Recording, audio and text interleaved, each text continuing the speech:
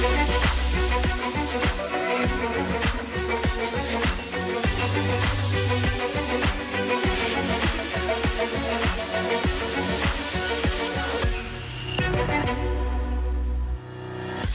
morning, it's Friday the 22nd of May. This is Europe Today and I'm Marit Gwyn bringing you the headlines and analysis to start your morning live here from Brussels. Coming up today, after the EU downgraded its economic growth forecast and warned of a sharp rise in inflation yesterday, the EU's economy chief, Valdis Dombrovskis, tells this programme the EU will not ease sanctions on Russia as the US and the UK have done to cushion the energy crisis caused by the Iran war. And the EU and Mexico are expected to sign a revamped trade and cooperation deal in Mexico City later today after a decade of negotiations. It adds to a string of trade deals clinched by the EU in recent months as it aims to diversify trading partners in a more volatile world. We speak to the European Parliament's Vice President Javi López from Mexico. Also, as the Cannes Film Festival wraps up this weekend, we ask whether this year's event has been the most politically charged to date, as debates over war, power, ideology and influence dominate the headlines. But first, to our top story this morning. The European Commission has lowered its growth outlook for 2026 and warned of a spike in inflation as the energy crunch continues to rattle the economy. Governments across the EU are taking different approaches to shield households and businesses from rising costs, while the International Monetary Fund has warned the bloc cannot simply subsidise its way through this crisis. For more on this, I'm joined on set by Euronews' Luca Bertuzzi. Luca, good morning. Good to have you with us. Thank you, and good morning to you. So tell us first, just for a bit of context, Giorgia Meloni, the Italian Prime Minister, for example, has wrote to the Commission President von der Leyen asking for financial flexibility to tackle this crisis. Is she getting a response? Well, we're going to see our response soon, I think, because this is a very strong political message that Meloni sent to ask for fiscal flexibility at a time of an energy crunch in Europe. She invoked political courage and said that the energy security should be treated as a European strategic priority alongside defense spending. So Italy, let's keep in mind, it has among the highest energy costs in Europe alongside Germany and Belgium. And the stakes are so high that Meloni said that if not enough fiscal flexibility is provided, Italy might withdraw from the SAFE program, which is the EU program to finance defense spending with low-interest loans. And we also heard the Hungarian Prime Minister, Peter Magyar, suggesting the EU might need to contemplating buying Russian energy once again once the war in Ukraine ends. What is the line that Brussels is taking on this? Yeah, and we'll hear more about this, but so far the line has been a firm no.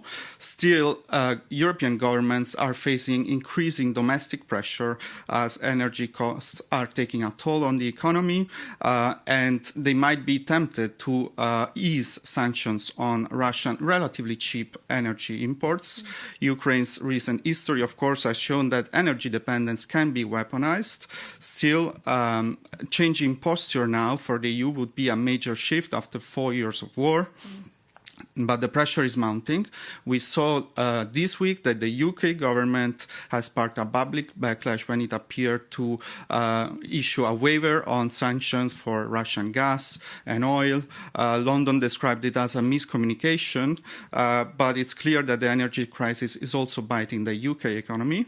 Last month, we saw the CEO of Eni, Italy's largest energy company, saying that there should be a suspension on the ban on Russian gas imports.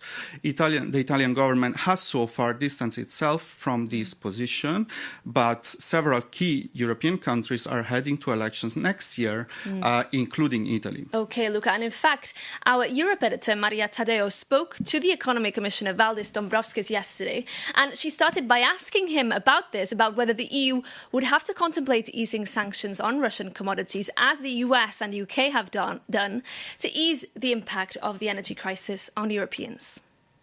We already saw back in 2022 that Russia tried to use its fossil fuel supplies as a tool for blackmail and manipulation, and we paid a quite dear economic price for having this dependency from Russia, so therefore there's no point of going back to this. We have diversified our supplies. Our largest gas supply is now Norway, our largest LNG supplier is US, and so on. There are strategic decisions taken to move away completely from Russian oil and gas, and we have to follow it through. But you rule out, because this is very important, that by the winter, by Christmas, the temperatures going down, that the EU will not take any measures, ease in sanctions on Russian energy at any level? Well, if anything, we need to strengthen sanctions against Russia, not ease, because actually Russia is a country benefiting from this conflict in the Middle East and those higher energy prices, getting substantial windfall profits. So we should not facilitate it further. And it's worth noting that already now we started the process of refilling our gas storages. Well, it currently goes, so to say, within the historical range of this time of the year. That's something we, in any case, need to do. We need to prepare ourselves for next winter. But you don't feel blackouts? You don't fear that, once again, as we talked about in 2022, there was a real fear that Europe would come to a halt. It will grind to a halt, that the industry would not be able to operate because of a shortage of supplies. You don't expect that to be the case by the end of the year? No, we do not expect this to be the case now.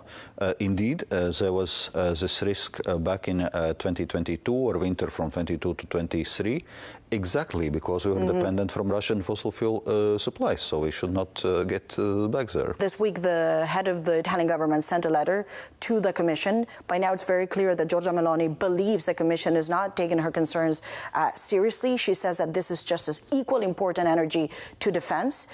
What are you going to offer the Italian Prime Minister that is going to placate her anger? Because by now it's clear they are not satisfied with the measures you provided. We are obviously now looking at policy options and also our fiscal policy response. But as the main message in case remains that the support measures need to be temporary and targeted, the ones which are not sustaining or increasing demand for fossil fuels. So on one hand, not just to perpetuate higher energy demand and thus higher global energy prices, because we are facing supply shock, so we cannot resolve it by stimulating demand. Second, we must keep in mind also more limited fiscal room of maneuver.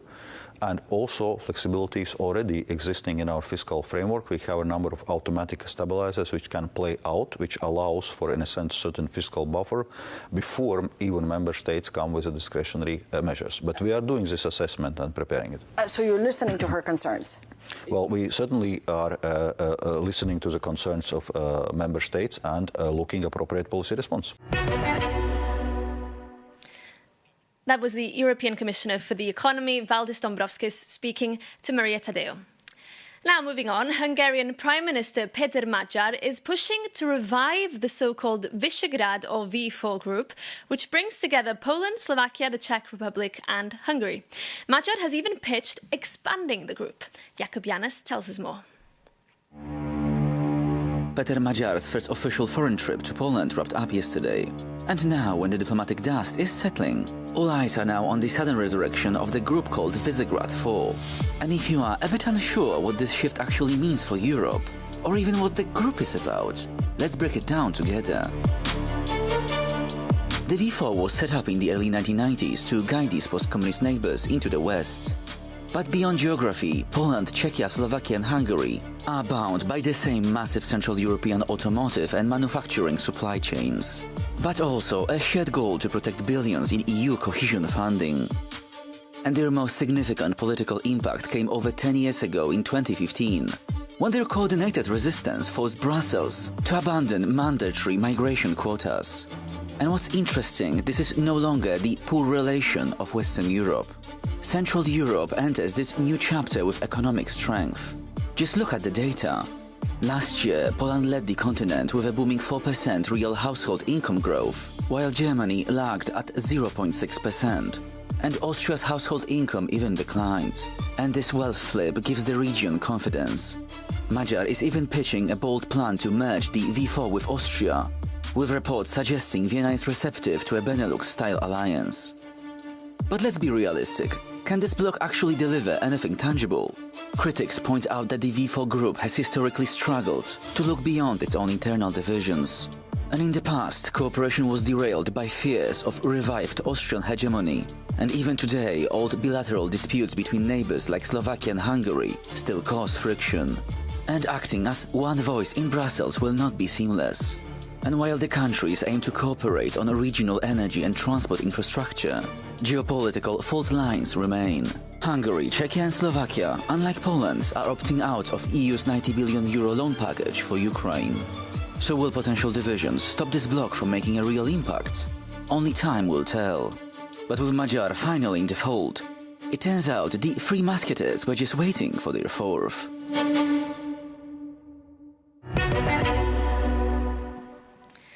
Now, for more on this, I'm joined by our Hungarian correspondent, Hشdار Síros. Hشdار, good to see you. Tell us, what's Magyar's strategy here? What is he trying to achieve? Well, as mentioned, it was his first visit to Poland, and he had two messages. First of all, he said that he's conducting foreign trips in a very different way. It was a big show what he did. He went on a commercial plane, then he took the train. He did a lot of selfies on the streets of Warsaw, so it's a different feeling after Orban. And the political message was that he wants to revive Polish-Hungarian ties, which were stuck during the Orban era. There was a lot of diplomatic tensions because of Orban's ties to Russia, and he wants to revive also the Visegrad Four, which is a key in Central European cooperation. In Warsaw, he also said that, maybe this group should extend beyond these four countries, Hungary, Slovakia, Czechia, and Poland, to Austria and to even further. Let's take a look of what he said. Én személyesen is kész vagyok arra, és fontosnak tartom, hogy kibővítsük. I am personally ready and consider it important to extend the cooperation of the Visegrad Four, whether with our Scandinavian friends or with Austria, Croatia, Slovenia, Romania, or the Western Balkan countries that have not yet joined the EU. The heart of Europe beats in Central Europe today. Közép-Európában dobog. És nekünk kell azon dolgoznunk közösen. It's clearly ambitious, Hشdار, but realistically, can this bloc become a powerful one also here in Brussels? We will see it in the coming years. The big problem for the Visegrad Four right now is that, 10 years ago they had one major common topic, migration. They were fighting against the mandatory relocation quotas of the European Union. Now, this issue is completely mainstream, and what connects these four countries is, infrastructure, economy, business, and there is one thing that could potentially unite them is to fight against the Green Deal of the European Union and to preserve car industry, which is really strong in all of those countries. Okay, Hشdار, we'll keep an eye out for that, of course. Thank you. Now, moving on, later today, the Mexican President Claudia Sheinbaum will receive the Presidents of the European Commission and Council, Ursula von der Leyen and Antonio Costa, for the 8th EU-Mexico summit. They're expected to ink a revamped trade deal to replace the previous pact struck 25 years ago. It's set to slash tariffs on a range of goods, including agricultural products. Also in Mexico is Javi López, the European Parliament's Vice President, who has been part of these negotiations. I spoke to him in an interview and started by asking him what the deal offers for both sides. First, after 10 years of negotiation and after 10 years without summits at the high level, that we will have it tomorrow, we are able to modernize the global agreement with Mexico after 25 years working with the current agreement. With this, we are doing more on trade, especially in predictable trade with higher standards, but also we are reinforcing our geopolitical alliance with G20, a giant culturally, demographically, economically, And in a world where all of the rest big actors are using trade as a coercive force, we are working for predictable trade agreements. So is it fair to say this agreement is more than anything a reaction against the unpredictability, perhaps, of Trump's America? We know both Mexico and the EU have been targeted by aggressive trade policies from the US. And is that going to work? Because some would look at the agreement that the EU has signed with the US, the trade agreement, and would say, well, actually, Trump is calling the shots. No, I think we are working in the right direction. We are working in the direction of diversification of our economic relations in the world, trying to reduce dependencies. Also dependencies coming from the United States. This is the reality, risking our dependencies in trade, also in security. And on that, we are having a mix of important association agreements. We have Mercosur, that it's a game changer with the region. We have the modernization of Mexico, and also we will have India. And it's three big examples of this offensive foreign policy that we are having. You mentioned Mercosur, and obviously that was a big step forward. But could you argue also that the EU has been a little bit slow to deepen ties with Latin America? And we're now seeing, of course, President Trump trying to reassert his sphere of influence over the Western Hemisphere. Has the EU been a little bit too negligent in the relationship? It's true that it was during a lot of years not in the radar of the priorities of the EU, and we were extremely focused in our neighbors. Also, we had good reasons to do that. But at the same time now, after the Ukraine war, I will say, but after the rise of Trump II to the White House, we are forced to think more strategically and act more mature in the world. And our relations with Latin America, especially, are strategical relations. It's the biggest partner in the world where we can work together for a multilateral dialogue, working with the same agenda: climate change, gender equality, inclusive growth, also defending international law and the chapter of United Nations. And on that, we are working with these association agreements that are key to reinforce and are real game changers in the region. Now, as the Cannes Film Festival draws to a close, the red carpet has this year become a battleground over politics, ideology and artistic freedom. Artists have been weighing in on issues from the war in Gaza to gender roles.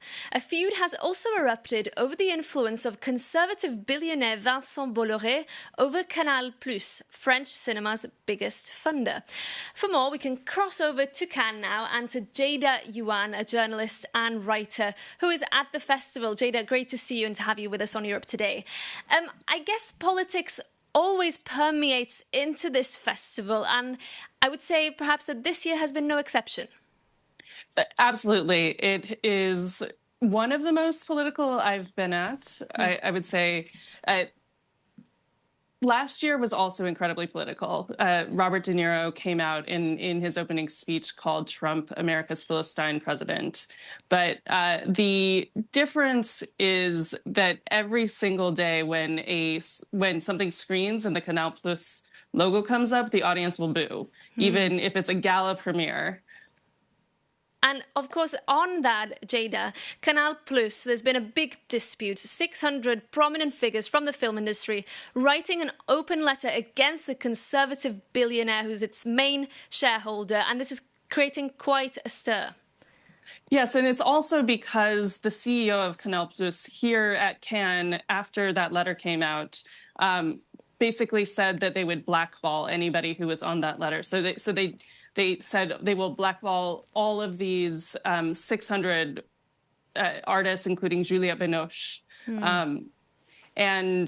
The controversy just continues. OK, well, Jada, we'll keep an eye out on the action from Cannes over the weekend. Thank you so much for joining us this morning on Europe Today. And that's it from us for today and for this week. We'll be back on Tuesday next week as we're taking a break on Monday. Remember to get in touch with us with your questions and feedback. Email us at europetoday@euronews.com. And in the meantime, have a great weekend.